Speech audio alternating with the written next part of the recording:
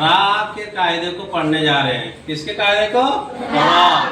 کہ را کہاں پور ہوتی ہے اور کہاں باریک ہوتی ہے. پور مطلب کہاں موٹے آواز سے منہ بھر کے پڑھا جائے گا اور کہاں پتلے آواز سے. جہاں پور ہوگی وہاں موٹے آواز سے پڑھنا ہے. کیا کرنا ہے؟ موٹے آواز سے. اور جہاں باریک ہوگی وہاں پتلے آواز سے پڑھنا ہے. تو آئیے جانتے ہیں کہ را کہاں پور ہوگی. تو کہتے ہیں کہ اگر را کے اوپر زبر ہو یا پیش ہو تو را پور ہوگی. کہاں پور ہوگی؟ را سے پہلے کیا ہو؟ را کے اوپر زبر ہو یا پیش ہو تو را کیا ہوگی؟ پور ہوگی. جیسے ربو کا، جیسے ربو کا، یہاں را کے اوپر کیا ہے؟ زبر ہے. را کے اوپر زبر ہے. اسی طرح روبما کیا ہے؟ روبما. اس را کو بھی کیا کریں گے؟ پور پڑھیں گے، موٹے آواز سے پڑھیں گے. کیا کریں گے؟ موٹے آواز سے. ہاں. دوسری صورت پور پڑھنے کے ہے کہ اگر را کے اوپر دو زبر ہو یا را کے اوپر دو پیش ہو تو ابھی کیا کریں گے؟ پور پڑھیں گے. تو ابھی کیا کرنا ہے؟ پور پڑھنا ہے. اگر زبر ہو، ایک زبر ہو ایک پیش ہو تو ابھی را کیا ہوگی؟ پور ہوگی. اگر دو زبر ہو دو پیش ہو تو را کیا ہو جائے گی؟ پھر بھی پور ہوگی. جیسے زیغارن، زیغارن، زیغارن. یہاں را کے اوپر کیا ہے؟ دو زبر ہے. کیا ہے؟ دو زبر. اس لیے اس را کو کیا کریں گے؟ پور پڑھیں گے. اسی طرح یہاں قدیرن، قدیرن. دیکھیں را کے اوپر دو پیش ہے نا. ہاں. اس را کو بھی کیا کریں گے؟ پور پڑھیں گے. وہاں وقف کریں گے تو اس کا قاعدہ الگ ہو جائے گا. اگر یہاں رکیں گے تو سمجھے نا، ساکن کریں گے تو کل اس کا بتلائیں گے. تو دو صورت ہو گیا پور پڑھنے کا کہ اگر را کے اوپر زبر ہو یا پیش ہے تو را پور. را کے اوپر دو زبر ہو یا دو پیش ہے تو را پور. اسی طرح کہتے ہیں کہ اگر را ساکن سے پہلے، کس سے پہلے؟ را ساکن سے پہلے اگر زبر ہو یا پیش ہو تو بھی را پور ہوگی. تو بھی را کیا ہوگی؟ پور ہوگی. را ساکن سے پہلے اگر زبر ہو یا را ساکن سے پہلے اگر پیش ہو تو بھی را کیا ہوگی؟ پور ہوگی. جیسے ارسلنا، یہاں حمزہ را زبر ار. یہاں را ساکن ہے، را ساکن ہے. را ساکن سے پہلے کیا ہے؟ حمزہ کے اوپر زبر ہے. اس لیے اس را کو کیا کریں گے؟ پور پڑھیں گے. کیا کریں گے؟ پور پڑھیں گے. اسی طرح قرآن، کیا ہے؟ قرآن. ہاں. یہ را ساکن ہے. قرآن را کیا ہے؟ ساکن ہے. اور اس سے پہلے کیا ہے؟ قاف کے اوپر پیش ہے. تو را کو کیا کریں گے؟ پور پڑھیں گے. کیا کریں گے؟ پور پڑھیں گے. ہاں. تو را کو پور پڑھنے کے تین صورت ہو گئے. کتنے صورت ہو گئے؟ تین. اگر را کے اوپر زبر ہو یا پیش ہو تو را کو کیا پڑھیں گے؟ پور پڑھیں گے. اگر را کے اوپر دو زبر یا دو پیش ہو تو کیا پڑھیں گے؟ پور پڑھیں گے. اگر را ساکن سے پہلے زبر اور پیش ہو تو را کو کیا کریں گے؟ پور پڑھیں گے. سمجھ میں آ گیا پور والا؟ اب باریک والا دیکھو. کہتے کہ اگر را کے نیچے، کس کے نیچے؟ را کے نیچے اگر زیر ہو یا را کے نیچے دو زیر ہو. را کے نیچے ایک زیر ہو یا را کے نیچے دو زیر ہو، دونوں صورت میں را باریک ہوگی. دونوں صورتوں میں کیا ہو جائے گی؟ را باریک ہوگی. جیسے رجالن، کیا ہے؟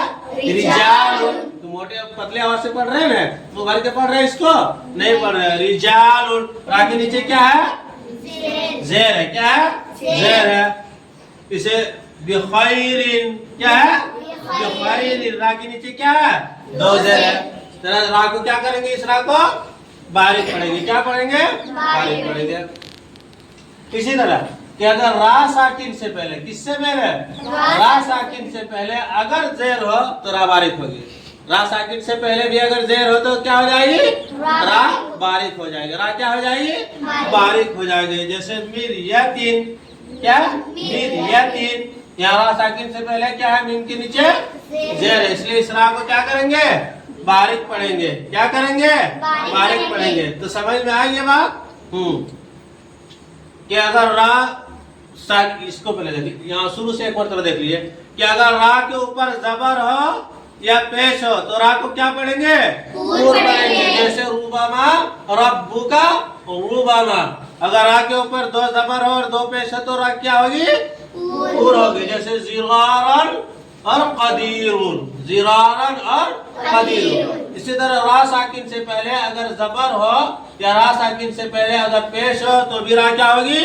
پور ہوگی. کیا ہوگی؟ پور ہوگی. بولیے گا ارسلنا. دیکھیے یہاں را ہے اور را ساکن ہے اور اس سے پہلے زبر ہے. قرآن یہاں را ساکن ہے اور اس سے پہلے کیا ہے؟ پیش ہے. اگر باریک والی مثال ہے کہ اگر را سے پہلے را کے نیچے اگر زیر ہو یا را کے نیچے دو زیر ہو، دونوں صورت ہے. ٹھیک ہے، تو وہاں را کو کیا پڑھیں گے؟ اس را کو باریک پڑھیں گے. جیسے رجال، کیا پڑھیں گے؟ رجال. بخیر، یا را کے نیچے دو زیر ہے اس لیے را کیا ہوگی؟ باریک ہوگی. اسی طرح کہتے ہیں کہ را ساکن سے پہلے بھی اگر زیر ہو، را ساکن سے پہلے بھی اگر کیا ہو؟ زیر ہو، تو اس را کو بھی کیا کریں گے؟ ہم باریک پڑھیں گے. کیا پڑھیں گے؟ باریک پڑھیں گے. اسے مریتن.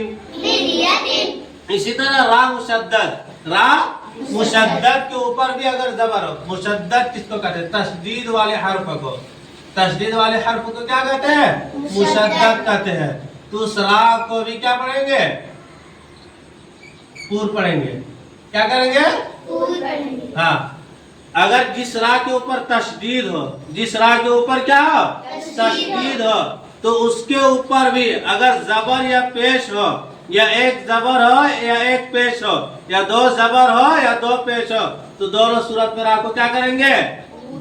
پور پڑھیں گے. کیا پڑھیں گے؟ پور پڑھیں گے. جیسے برن، کیا پڑھیں گے؟ برن. را کو را نا، ہاں، یا اس کو برو یا برا، سب حرکت ایک ہی میں آ جائے گا. ٹھیک ہے. ہاں، اور اگر را مشدد تشدید والے حرف کو، جس حرف پر جزم ہو اس کو ساکین، جزم والے حرف کو کیا کہتے ہیں؟ ساکین. اور تشدید والے حرف کو کیا کہتے ہیں؟